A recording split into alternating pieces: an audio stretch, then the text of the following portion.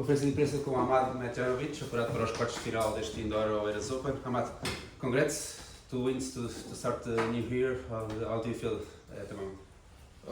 I'm feeling nice, but you know it's never easy to end the match when somebody retires. You know, I feel bad for him. Hope he recovers fast. He's a great guy and a great player, and I hope he's gonna be back where he was a year or two ago. I don't know exactly. So I wish him a speedy recovery, and I'm happy that I won in the end. Yeah, a short match today, but a long one yesterday. You served for the match in the second set. How do you manage to turn it around? It must be a scary one. Yeah. Well, it was not easy. You know, it was first match for me of the year. I had a long preseason, 6 weeks, I think. 2 months or 2.5 months since I had my last match. So it's never easy to get back after you're off for a long time. So it was a tough match. He was playing well throughout the whole match. Maybe he dropped a bit in the third set, but I think he's also a great player, and I was really happy and proud of myself that I was fighting until the end, and then in the end I managed to win. And so far, do you like the conditions here in Jammu? Yeah, it's nice. It's not my first time here. Obviously, it rains a lot, during this period of the year. But I love Portugal. I'm always happy to be back here. As I said, it's not my first time, so I'm really enjoying my time here. You could have been on the other side of the world. Why are you here playing this one instead of the Grand Slam? Well, it was a decision that I made with my team. We thought it was the right move to do. Most of the guys are now in Australia, but I saw one more guy, the Richard. He made the same decision as me. It's something that you discuss with your team. Of course, it's maybe not natural for somebody to skip the slam and stay for the challenges, but we decided to do it that way, and we're happy with the decision so far.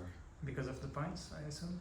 Well, yes, and Australia is quite a long trip. You're losing a month. If you go there, it's not easy to come back with the jet lag, and you're changing everything.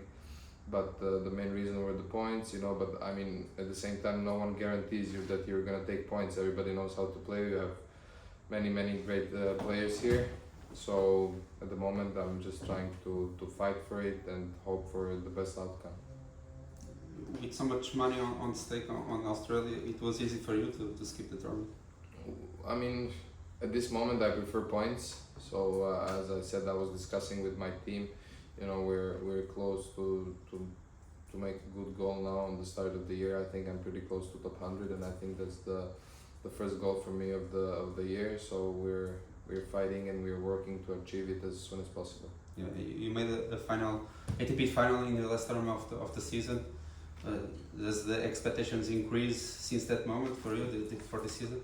Well, not really. I used to make this mistake before, when I was a bit younger, but I've been through it, and I think you should never put too much pressure on yourself.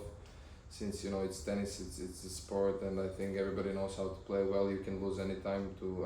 As you said, I was pretty close to lose yesterday. He was serving for the match. So I would say no, maybe if I didn't have a good team and good people around me, maybe I would, yes, but we talk a lot, and we share opinions, and I don't feel any kind of pressure at the moment. Are you staying for the 3 weeks, or only this one and next one? Well, that's the plan. Let's see how it goes in the first one, then second, and then we're gonna decide, but that's the plan is to stay for all 3 weeks. Everybody talks about your potential. Of course, you won next gen as Alcaraz, Sinner, Tsitsipas. Where do you see yourself? Where's the sky for you? Where is the limit for you? Where do you see your potential? I think I said it many times. The main goal and the main thing is to stay healthy and fit, because this period of the year, this time of the year, last year I was sick. I had a bad virus, and I was out for 4 or 5 months probably. So I think the main goal, and that's something everybody wishes for, is to stay healthy, stay fit, work hard, and then see where it gets me. So without any ranking? No, not particular goals, no. Okay.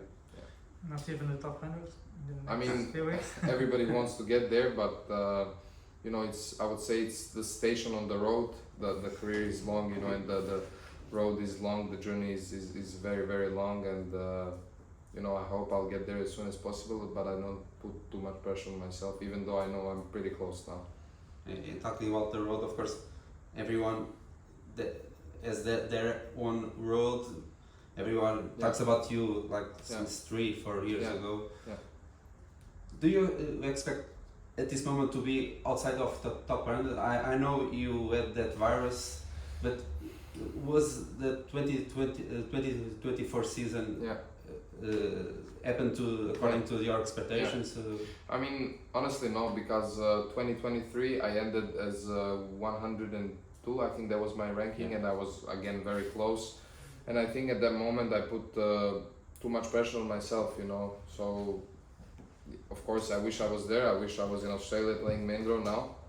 But at the same time, I know how bad it was for me, putting too much pressure and then not achieving it. It felt pretty bad, but at the moment, I'm happy with my ranking. Of course, I see myself deeper and I want to be better, but I'm happy. I'm happy the way that I play, the way that I work, and we'll see where it gets me. And of course, everyone talks about you, of course, as well because of Djokovic, the way he helped your career. Can you talk a little bit about his legacy for you? How inspiration is, of course, for you, I guess, and for your country as well. Yeah, I think. I've talked about it many times. Novak is a great example, not only for me or for tennis players. I think he's a great example for everybody. He's a very, very nice guy, very down to the earth. We have a very close relationship. He helped me in when I was transitioning from juniors to professionals, and I mentioned it many times. He helped me in these key moments. Where you need all the things to be better. He took me to his academy, got me the best coaches that we had, and they were really looking good after us. So I'm very grateful for him, for what he did for me, and I hope one day I'll be in the same position that I can help somebody younger as he did to me and to a few other players. So I guess everyone still talks about Djokovic when they talk with you. Yeah. I mean, there has not been a single press conference that someone didn't mention him. But of course, it's normal. He's the greatest tennis player of all time, and I know everybody wants to ask about him, and I'm happy to answer all the time. Yeah. And what do you think about his partnership with Andy Murray? I think it's great. I think it's great for the sport to have them two working together. We have been practicing also with Murray on his side. It was a bit weird, seeing Murray as a coach since I was watching. I was watching him since I was a kid, and then seeing him as a coach. I think it's great.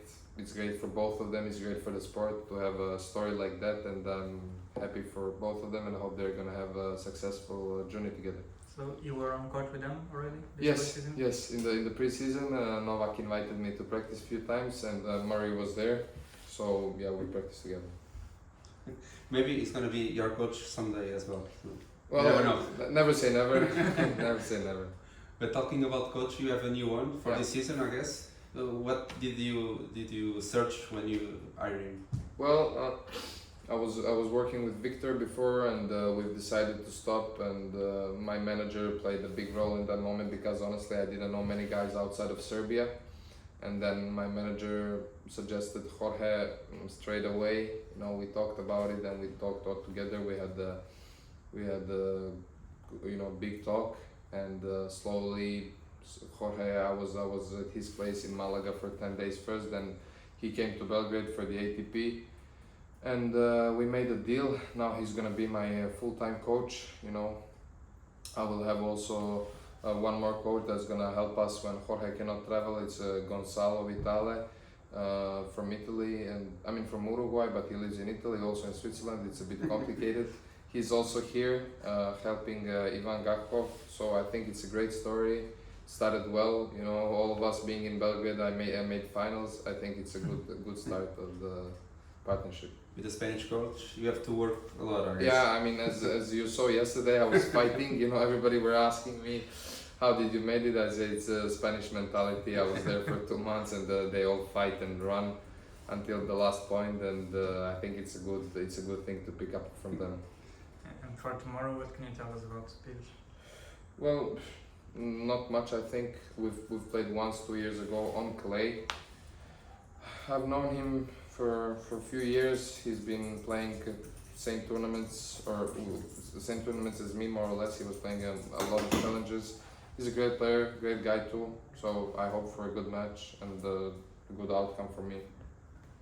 Thank you. Thank you.